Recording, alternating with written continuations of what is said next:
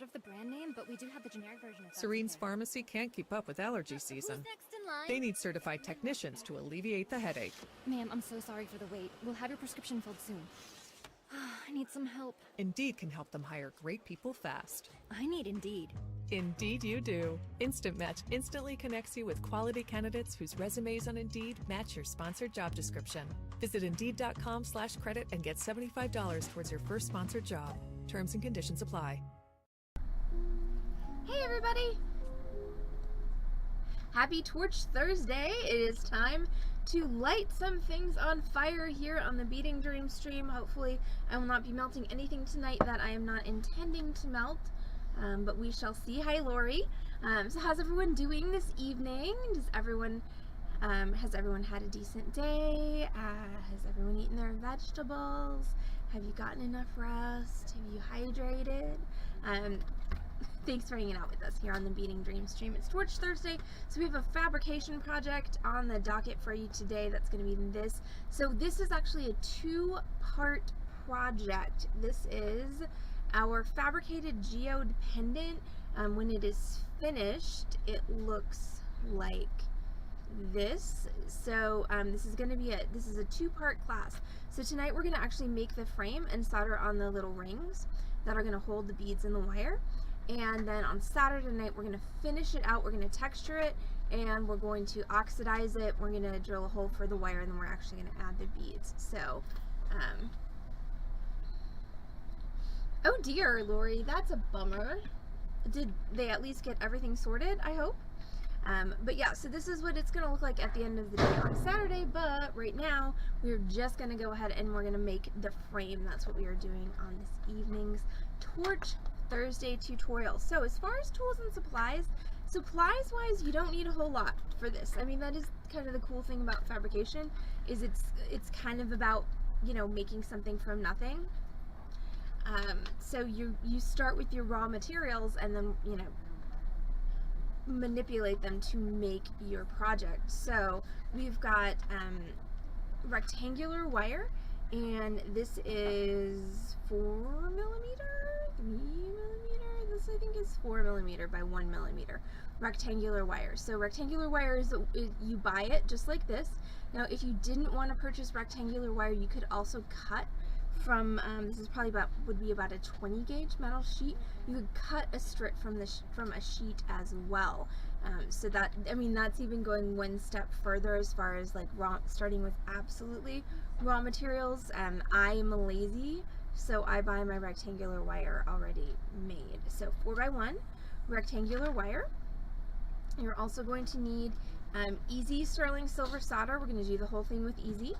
And then you're going to need some sterling silver soldered rings, and I have more than I need because I can almost guarantee you that I'm going to destroy one or more than one during this evening's tutorial, because I have a really bad problem with melting jump rings, despite being at this point a relatively experienced fabricator. Jump rings are just, they're very sensitive little snowflakes, and sometimes I just don't quite have the finesse required to you know, make those sensitive little snowflakes not absolutely die in terror. Sorry, just looking in my drawer, and I have a square. I think it was supposed to be a box of copper. It's interesting. I might have to revive that for some future tutorial, because obviously I had something in mind there. I don't know what it was, but it was something. So we're going to start.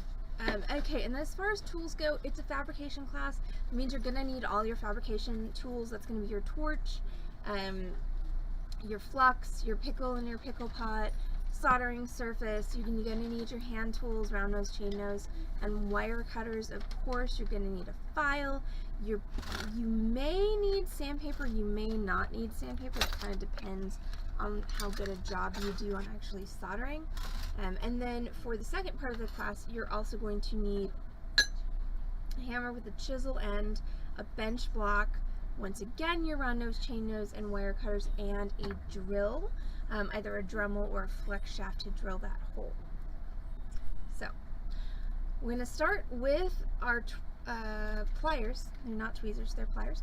We're going to start with our pliers, and we're going to make our geode shape.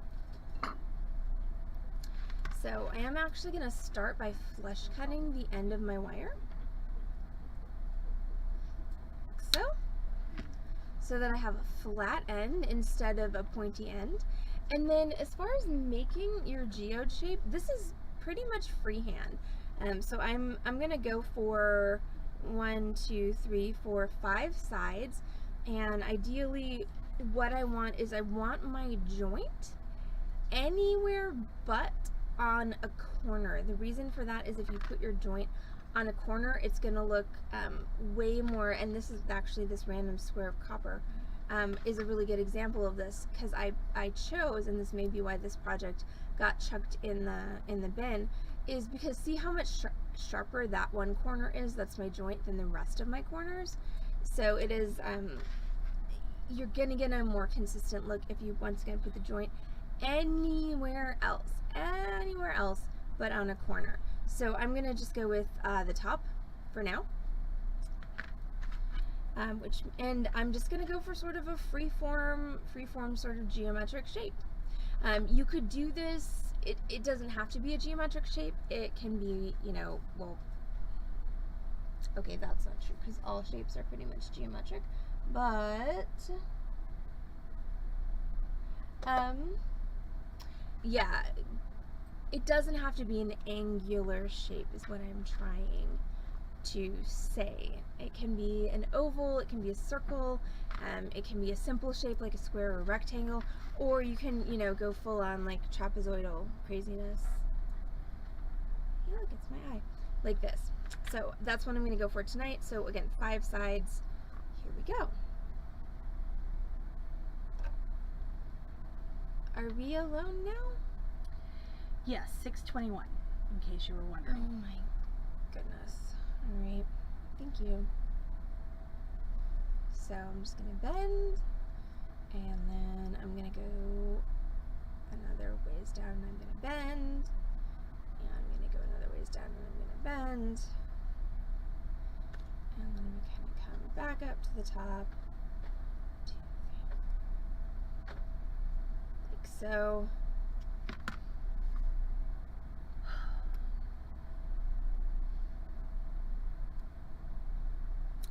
5 sides, not 4. I made 4 sides and I was like, wait, no, that's literally a trapezoid. That's not what I'm trying to do. 5 sides, 1 more bend.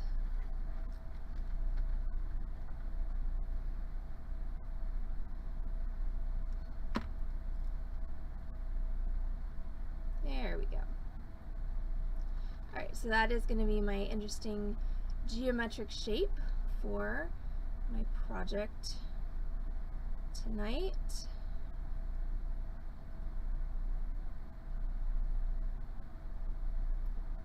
I don't know if I like that shape though. Sorry. Bear with.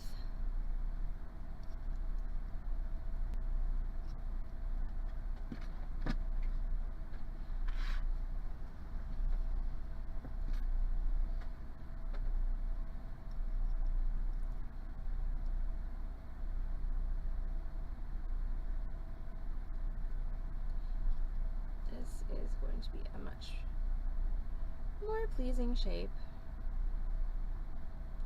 There. Okay. So what I just discovered is, you know, you actually, planning is good. Planning is helpful.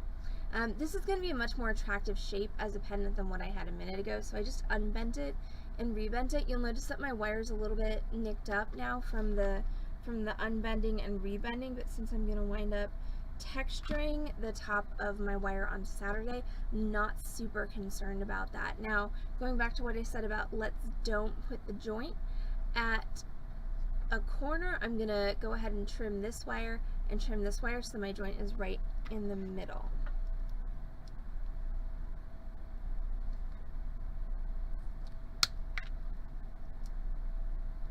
And don't forget to use your flush cutters to make a flush edge on each end of your wire. And then you're going to go ahead and do a tension fit, which is where you manipulate your wire past each other until they will snap together and hold your joint with tension on it without you having to hold it. And you can see, if I can get my tension fit to hold, that I did not do a great job of cutting this, which is fine. This is why there are files in the world. So yeah, so I cut one of these pieces very crooked. Okay, you can see the size of that gap right there. So what I'm going to need to do in order to fix this is I'm going to need to take a file and actually file this edge straight.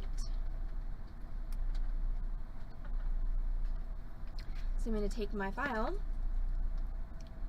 and just file this.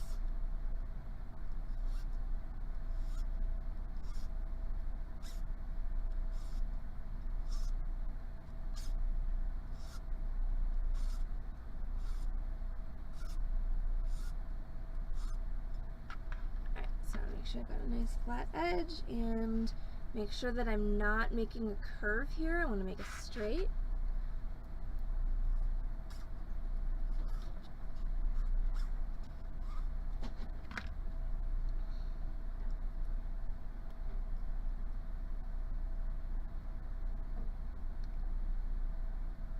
Alright, okay, so this is what I'm going for. I'm going for two edges that meet up nice and flush, and that will allow me to solder them together. So now I'm at the point where I can go ahead and solder this. So if you are doing this at home, or if you are getting back into this after a period of time, or if you are just generally concerned about your safety and well-being while soldering, don't forget you can type !SAFETY into the Twitch chat. That will get you a link to our 5-point soldering safety lecture. Now that's not by any means a comprehensive safety lecture, but it is 5 really easy points that will help you to be safe when soldering in your home workspace or to be safe when soldering in a community workspace. So take a look at that before you fire up your torch, and I'm assuming that everybody has taken a look at that, so I'm going to go ahead and solder this together. Now I'm using easy sterling silver solder for this tutorial, so I'm going to cut myself just a very small piece of my easy solder, and when I say small I really do mean small. Like a 1/16 of an inch or so is a good amount. That's awesome. And now I'm going to find something to raise up my soldering surface to the focal distance of my camera. Okay, there we go. So I have my small piece of solder. It is there. And what I'm going to do is I'm going to take my tweezers and I'm going to grab that piece of solder and I'm going to move it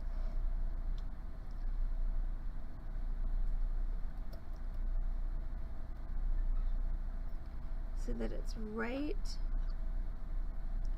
underneath my joint. Okay, so you can see my piece of solder sticking out there.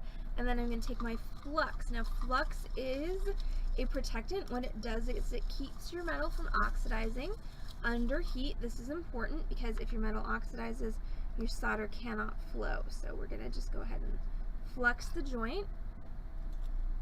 Make sure my joint stays lined up.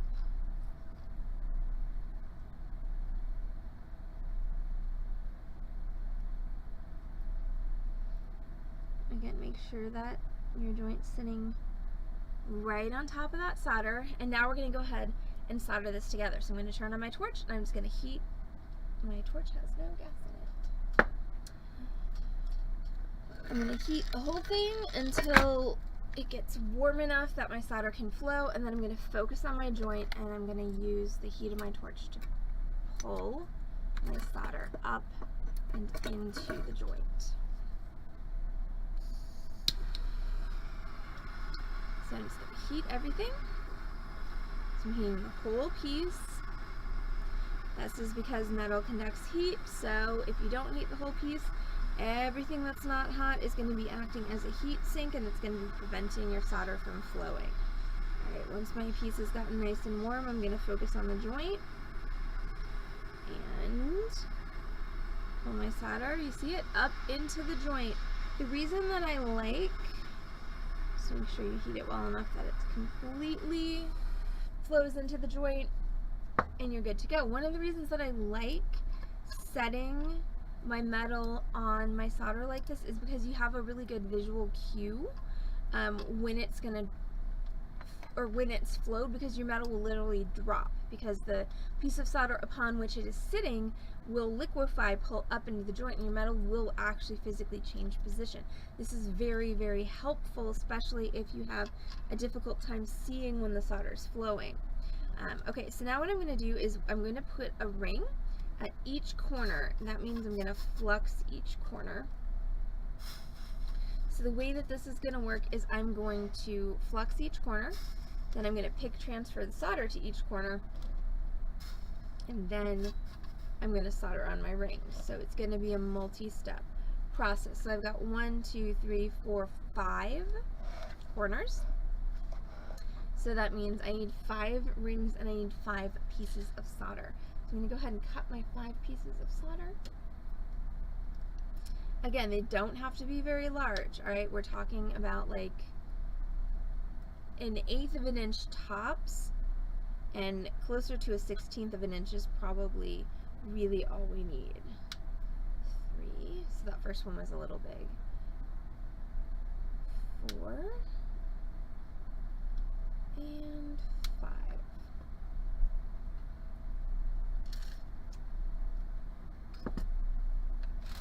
And I'm going to go ahead and dab some flux on those as well.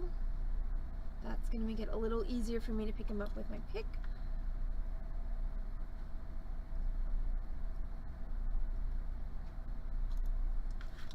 And then I am going to grab myself a titanium solder pick. Titanium solder picks are, in my opinion, exponentially easier to work with than steel solder picks because of the actual physical science of the thing. The solder literally will not melt onto the titanium. It literally cannot. So you're not stuck always filing solder off of your solder pick, which, trust me, is a real pain in the ass. Alright, so now I'm going to go ahead and I'm going to pick transfer some of this solder onto my corners. So I'm going to take my torch and I'm going to heat my solder till it turns into a ball, and then I'm going to scoop it up with my solder pick, like so. And then I'm going to heat my frame, and since solder flows towards heat, what's going to happen is my solder is going to come off my pick and stick to my frame. So I'm going to do that again. Pick up my solder ball, heat,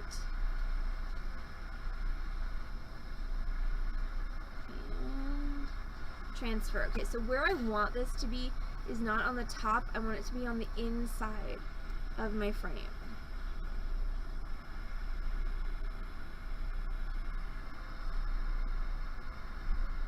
Because that's where I'm going to be putting my rings.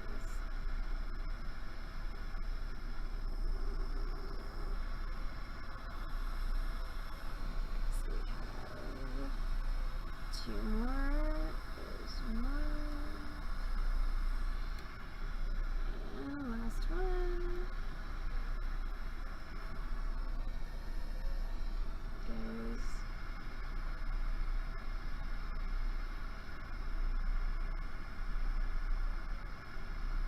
Okay, so now I've got all of my solder balls transferred.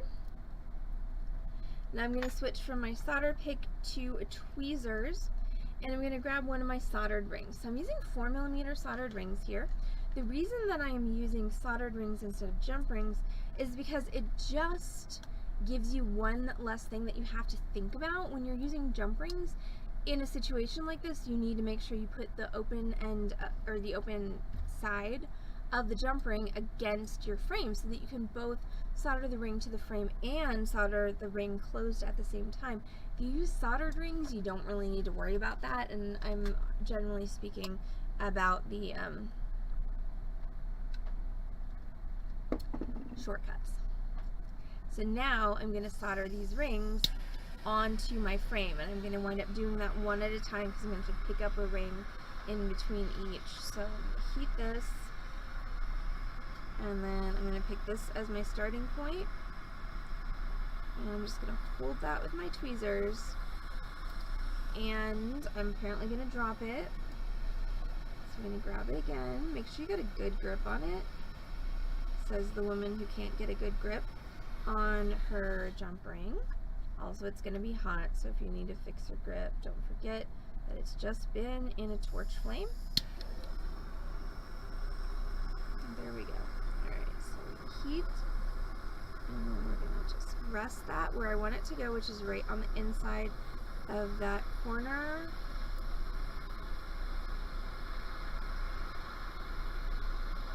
And I'm going to heat until the solder melts and reflows.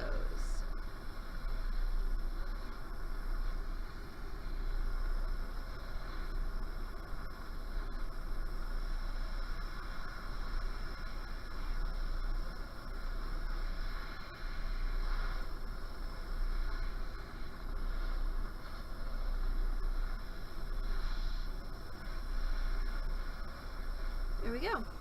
Bingo. That ring is now attached to my frame. Now that my piece is hot, it's going to go quicker for my next several. So it is to your benefit to work with some alacrity here and not let your piece cool down too much in between rings. Because the more it cools down, the more you're going to have to work on reheating everything, as opposed to just being able to kind of zap the spot where you want the solder to flow and have it go like that. Sorry, I just realized I pushed that off camera. Nope, didn't do it. I just moved the solder, I didn't flow the solder. Good job.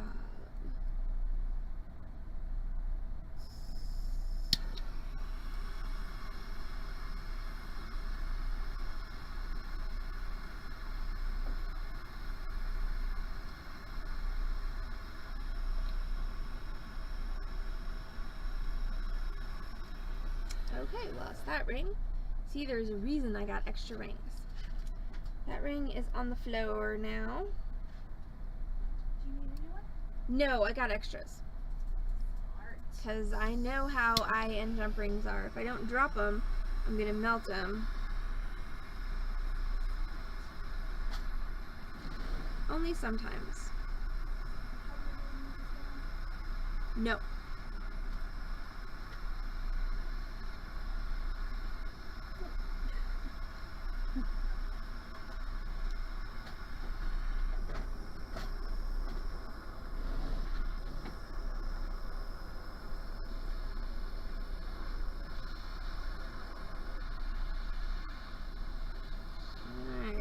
That one.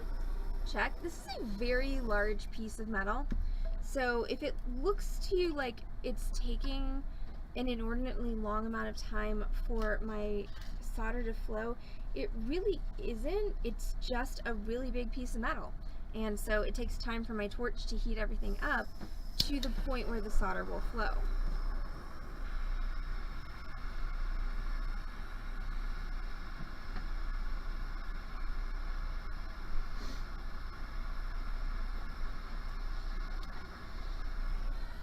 Go.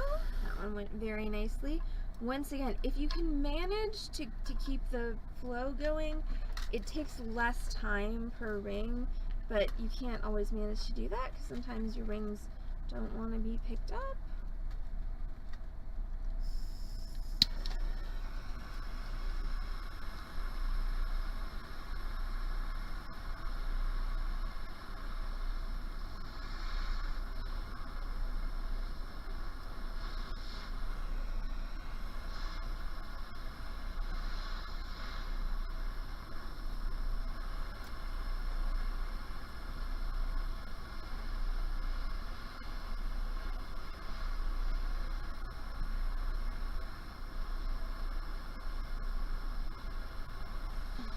Sorry.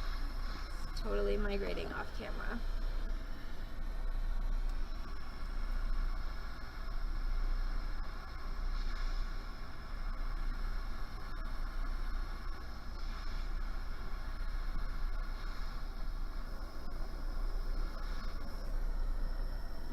There's that, and then one more.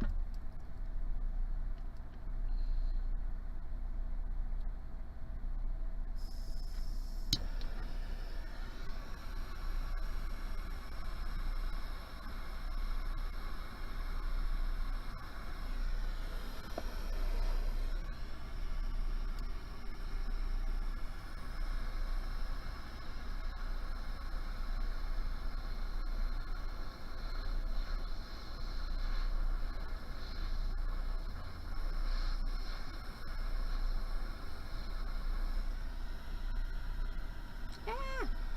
Nope.